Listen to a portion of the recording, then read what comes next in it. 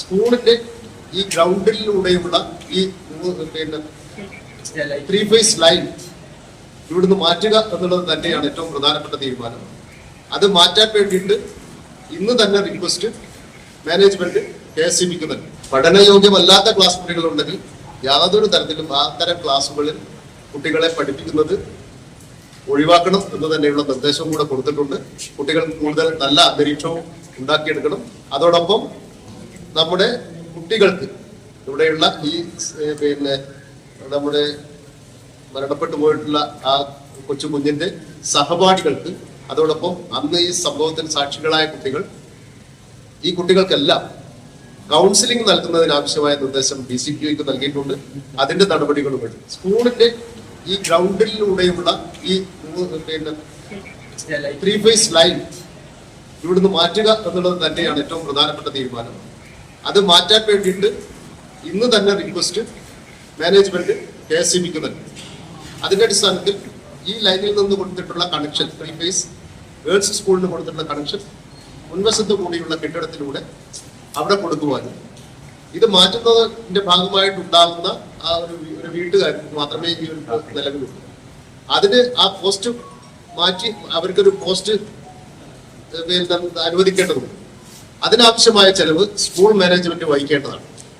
അതോടൊപ്പം പിന്നെ ആ വീട്ടിലേക്ക് ലൈൻ വലിക്കുന്നതിനാവശ്യമായ മരങ്ങൾ മുറിച്ചു മാറ്റണം.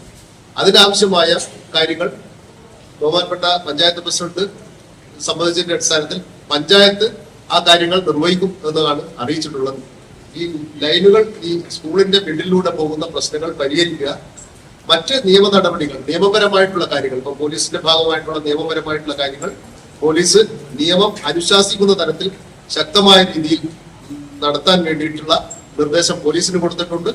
അനധികൃതമായ കെട്ടിടങ്ങൾ വല്ലതുമുണ്ടെങ്കിൽ അതിന്റെ എതിരെ നടപടി സ്വീകരിക്കുന്നതിന് ആവശ്യമായ നിർദ്ദേശം പഞ്ചായത്തിന് കൊടുത്തിട്ടുണ്ട്. തീർച്ചയായും ഈ ഒരു 2-3 ദിവസം കൊണ്ട് തന്നെ ആവശ്യമായ നടപടികൾ പൂർത്തിയാക്കുമെന്ന് KSEBയും ഉറപ്പ് നൽകിയിട്ടുണ്ട്.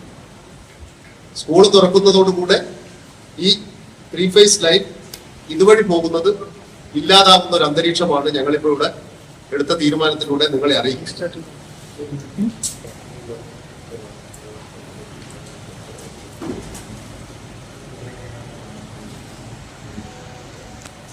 പഠനയോഗ്യമല്ലാത്ത ക്ലാസ് മുറികൾ ഉണ്ടെങ്കിൽ യാതൊരു തരത്തിലും അത്തരം ക്ലാസ്സുകളിൽ കുട്ടികളെ പഠിപ്പിക്കുന്നത് ഒഴിവാക്കണം എന്ന് തന്നെയുള്ള നിർദ്ദേശവും കൂടെ കൊടുത്തിട്ടുണ്ട്.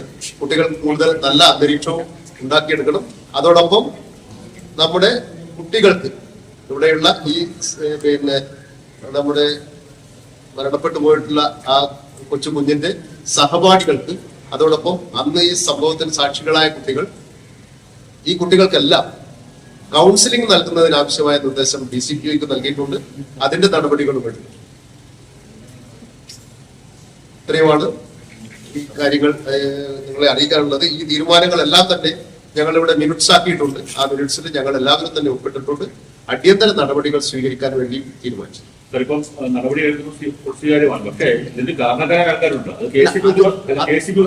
തീർച്ചയായും ആ നിയമപരമായ നടപടികൾ ഇതോടൊപ്പം തന്നെ തുടരും. അതിലൊരു വിട്ടുവീഴ്ചയും ഉണ്ടാവില്ല. നിലവിൽ കുട്ടികൾക്ക് പഠിക്കാൻ സ്കൂളിലേക്ക് വരുമ്പോൾ നല്ല അന്തരീക്ഷം ഉണ്ടാവുക, ഈ ലൈൻ പോകുന്നുണ്ട് എന്നുള്ള ഭയം അവരിൽ നിന്ന് ഒഴിവാക്കണം.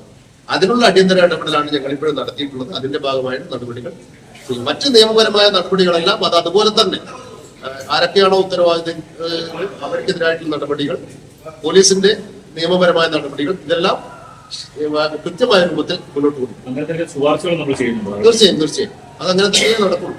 അങ്ങനെ അല്ലാതെ നടക്കാൻ പറ്റില്ലല്ലോ.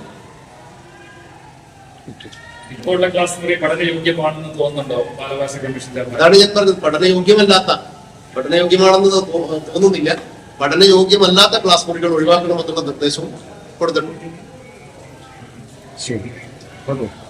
ഫിറ്റ്നസ് എല്ലാം കെട്ടിടവും ഏത്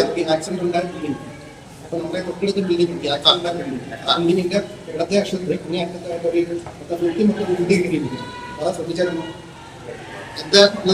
അടുത്ത ഈ ആക്സിഡന്റ് ബിൽഡിംഗ് ആണ്. ആ ബിൽഡിങ്ങിന്റെ അങ്ങേയറ്റത്ത് ഇവിടുത്തെ സ്റ്റാഫ് റൂം, ആ സ്റ്റാഫ് റൂമിൽ ചേർന്നിട്ട് അതാണ് പറഞ്ഞത്. അത്തരം ക്ലാസ് മുറികൾ തീർച്ചയായും ഒഴിവാക്കപ്പെടണം എന്നത് തന്നെയാണ്. അവിടെ ക്ലാസ് നടത്താൻ വേണ്ടി പാടില്ല. അത് പരിശോധിക്കും. അത്തരം കാര്യങ്ങളിൽ പരിശോധനയിൽ വിട്ടുവീഴ്ചയില്ല. പിന്നെ തീർച്ചയായും അത്തരം കാര്യങ്ങളിൽ വിട്ടുവീഴ്ചയൊന്നും ഉണ്ടാവില്ല. അത് കമ്മീഷൻ തലത്തിൽ ആരൊക്കെ വീഴ്ച വരുത്തിയിട്ടുണ്ടെന്നുള്ള പരിശോധന കമ്മീഷൻ കൃത്യമായിട്ട് നടത്തും. അതിന് പുറമെയുള്ള കാര്യങ്ങളുണ്ട്. ഇപ്പം അടിയന്തരമായി പരിഹരിക്കപ്പെടേണ്ട വിഷയമാണ്. കുട്ടികളിൽ നിന്ന് ഭയം മാറ്റാനുള്ള അടിയന്തരമായി പരിഹരിക്കേണ്ട വിഷയമാണ് ഞങ്ങൾ ഇപ്പോഴും ഇവിടെ തീരുമാനമെടുത്തിട്ടുള്ളത്. ബാക്കിയുള്ള എല്ലാ കാര്യങ്ങളും അത് അതുപോലെ തന്നെ നിയമപരമായ നടപടികളും ഔദ്യോഗിക തലത്തിൽ നടപടികളും എല്ലാം അത് അതുപോലെ തന്നെ തുടരും.